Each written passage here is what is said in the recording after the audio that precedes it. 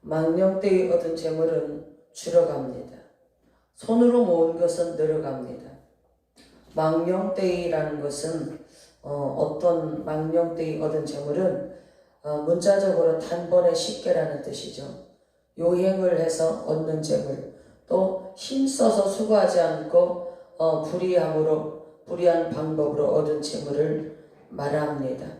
오늘 그래서 기이하지 않게 여긴다라고 합니다.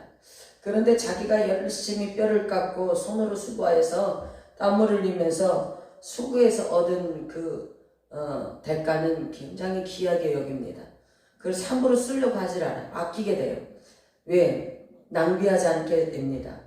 얼마나 그 돈을 버느라고 수고했기 때문에, 자기의 수고가 거기에 담겨 있기 때문에, 자기의 몇 시간 동안의 땀 흘린 수고가 있기 때문에. 그래서 노동을 하고, 예전에 보면 저도 어려서 이렇게 품삯을 다녔어요. 품팔이. 사과를 따라가고 남의 집 농작물을 해서 밭을 맵니다. 그런 품삯을 줬어요. 근데 제가 기억이 하도 오래돼서 얼마를 줬는지 몰라요. 근데 그 품삯 몇 푼 받으려고 그냥 허리를 펴지 않고 얼굴에서 땀이 흐를 정도로 그냥 힘쓰게 일을 합니다. 그렇게 해서 그 받은 돈이 얼마나 귀한 돈인지 몰라요. 근데 그거를 망령 때에 얻었다 한번 생각해 보세요. 완전히 반대로. 그러면 그 돈이 귀한 걸 모릅니다. 그렇죠? 근데 거기엔 함정이 있어요. 이거 그냥 막 흥청망청 쓰고 또 그렇게 생길 거라는 생각을 하고 있는 거야. 착각 속의 사람들이. 그래서 물질을 버는 것보다 쓰는 것이 참 중요하죠. 그러면서 소망이 더디 이루어지면 어떡할까요? 마음이 상하게 됩니다. 그래서 소원이 이루는 것은 생명나무예요. 소원을 이루어지는 것은 생명나무라. 근데 소망이 더디 이루어지면 오래도록 지연되게 되면 무기력해져 사람이 허탈감에 빠집니다.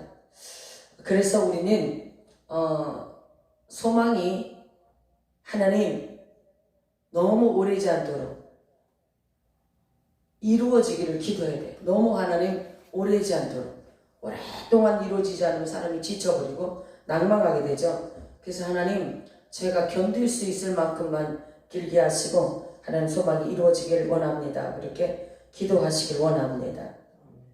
그래서 이것이 여기에는 소망이 더디 이루어지면 인내가 필요한데 끝까지 참고 기다려야 하는 인내가 필요하죠. 그래서 우리는 성도들은 때로는 인내하면서 기다리다가 어떤 것을 바라보냐, 하늘의 영원한 소망을 바라보고 마음에 간직하고 살아가고 있는 성도들은 그래도 인내하기가 쉽습니다. 그렇죠? 근데 우리가 이 땅의 것만, 눈에 보여지는 것만 보고 가는 사람들은 인내하기가 아주 어렵습니다. 그래서 여러분, 보이지 않는 저 하늘색의 영원한 하늘의 소망을 바라보고 이 땅의 것도 소망하고 바라보지만, 그래서 인내할 수 있는 힘이 길러지기를 원합니다. 13절 보니까 말씀을 멸시하는 자는 패망을 이루고 계명을 두려워하는 자는 상을 얻느니라 그랬죠. 하나님의 계명을 두려워하는 자, 곧 뭐냐? 그것을 지키려고 애쓰는 삶을 말하죠. 하나님이 의인이라고 칭해주는 사람들이 티끌 하나 잘못한 것이 없어서 그런 것은 아닌 것 같습니다. 그냥 우리가 실수하고 잘못할지라도 하나님이 너희들 참 잘 살았다 인정해 주는 것은 티끌 하나 없이 살아서가 아니라 정말 우리가 어떠한 그 어려운 상황 속에서도 정말 하나님의 뜻대로 살려고 발버둥 칠 때 그래도 연약한 존재이기 때문에 실수할 수 있고 실패할 수 있습니다. 그러나 하나님은 그 상황 속에도 또 다시 일어나서 하나님 잘못했습니다. 제가 이렇게 바로 살려고 하나 육신이 연약하게 되지 않습니다라고 그렇게 고백하며 또 발버둥을 치고 하나님 앞에 전심전력으로 질주하면서 뛰어가면서 그렇게 온전케 살려고 하는 그 모습을 하나님이 보십니다. 그래서 하나님이 보실 때, 야, 넌 잘 살았다. 내가 인정해 줄게. 이렇게 말씀해 주실 것 같습니다. 그냥 말씀을 멸시하는 자들이 있어요. 하나님의 말씀을 멸시하고 그냥 자기 고집대로 살려고 하는 자들은 결국에는 그들 앞에 금방 당장은 아닐지라도 그들 앞에 패망이 기다리고 있고 패망을 이루게 된다라는 것을 우리가 잘 알아야 됩니다. 14절 봅니다. 지혜 있는 자의 교훈은 생명샘이라. 여러분, 생명샘이라. 여러분의 마음에서 늘 샘물이 솟구쳐 흘러 넘쳐서 그 물을 사람들에게 퍼서 나눠줄 수 있는 자, 사람들을 죽어가는 자, 목마른 자들에게 그 샘물을 퍼서 먹여서 그들을 살릴 수 있는 자가 된다라면 얼마나 귀한 자일까요? 그렇죠? 굉장히 귀한 자입니다. 사람으로 사망의 그물을 벗어나게 합니다. 지혜 있는 자의 교훈은 그렇다는 거예요. 여러분이 지혜가 여러분 안에 많이 채워져 있으면 그 가지고 있는 지혜가 놀랍도록 살리는 일에 놀랍도록 역할을 감당할 것입니다. 선한 지혜는 은혜를 베푸나 괴사한 자의 길은 험하니라 그래요. 여러분, 선한 지혜가 여러분에게 있어서 은혜를 베푸는 자가 되시기를 원합니다. 네, 18절 봅니다. 시작. 훈계를 저버리는 자에게는 궁핍과 수욕이 이르거니와 경계를 지키는 자는 존영을 얻느니라 그랬습니다. 그 훈계를 저버리는 자는 궁핍과 수욕이 이르거니. 왜? 그 훈계의 말씀 속에는 비단 한 가지의 어떤 교훈의 말씀만 있는 것이 아니라 궁극적으로 여러분의 삶의 모든 필요한 영양소들이 거기에 담겨 있다는 거죠. 그죠? 가난하게 안 되는 거, 부유하게 사는 거, 또 음력에 빠지지 않는 거, 또 여러 가지 갖가지의 많은 훈계의 말씀들이 있단 말이죠. 그래서 그것을 저버리게 되면 여러분 결국에는 궁핍과 수욕이 이르게 된다라는 것. 근데 경계를 지키는 자는 존영을 얻게 된다라고 말씀하고 있습니다. 소원을 성취하면 마음에 달아도 미련한 자는 악에서 떠나기를 싫어하느니라. 곧 어떻게 생각하면 되느냐? 소원을 성취하면 마음에 달아요. 근데 그 속에는 지혜로운 자도 미련한 자도 그럴 것입니다. 그런데 이 미련한 자는 악에서 그러한 상황이 됐다 할지라도 악에서 떠나려고 하지 않는다는 거죠. 지혜로운 자와 동행하면 지혜를 얻고 미련한 자와 사귀면 해를 받느니라. 재앙은 주인을 따르고 선한 보응은 의인에게 이르느니라. 자, 선인은 그 산업을 찾아 손에 끼쳐도 죄인의 재물은 의인을 위하여 쌓느니라. 잘 기억하세요. 선인은 그 산업을 찾아 손에 끼칩니다.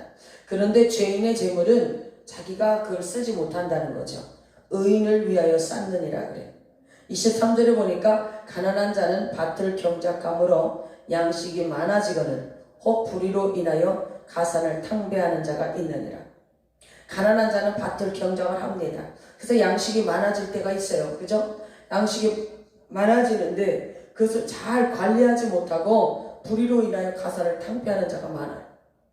그래서 이렇게 예전에도 보면은 선지인들을 바라보면 그렇게 사신 분들이 많아요. 알코올 중독자가 있는 집은 대대로 3대 걸쳐 알코올 중독자가 그 집안을 그렇게 패망케 하는 집도 있고, 투전하고 또 여러 가지 갖가지 음란하고 이러한 삶들을 다 거기에 물질을 탕진하고 살아가는 사람들은 가난해질 수밖에 없다라는 것을 말씀하고 있죠. 예, 그렇습니다. 우리는 어떻게 사느냐? 물질을 어떻게 얼마만큼 수고하고 여러분들이 가난할지라도 열심히 밭을 경작하고 손을 부지런히 움직여서 그 곳간에 모아드리고 참으로 여러분 어떤 이변이 일어나지 않는 한은 어떻게 우리가 열심히 그렇게 성실하게 살아가면 재물은 모아질 수 있습니다. 그렇죠? 그런데 그것을 잘못 사용하는 사람들은 항상 보면 위태로워져요. 삶이 위태로워. 우리가 그것을 꼭 기억하세요. 그래서 여러분들이 어떻게 살아가고 사는 24, 25절 초다를 참아 못하는 자는 그 자식을 미워함이라 자식을 사랑하는 자는 근실히 경계하느니라 의인은 포식하여도 악인의 편은 줄이느니라 그랬습니다. 네. 말씀을 멸시하는 자는 패망을 이루고 계명을 두려워하는 자는 상을 얻느니라. 오늘 제목은 지혜 있는 자의 교훈은 생명샘이라. 지혜 있는 자의 교훈은 생명샘이라. 오늘 여러분이 지혜 있는 자의 교훈을 줄 수 있는, 여러분이 지혜 있는 자가 돼서 많은 사람들에게 교훈을 줄 수 있는 생명의 샘을 준비된 자가 되시기를 바랍니다.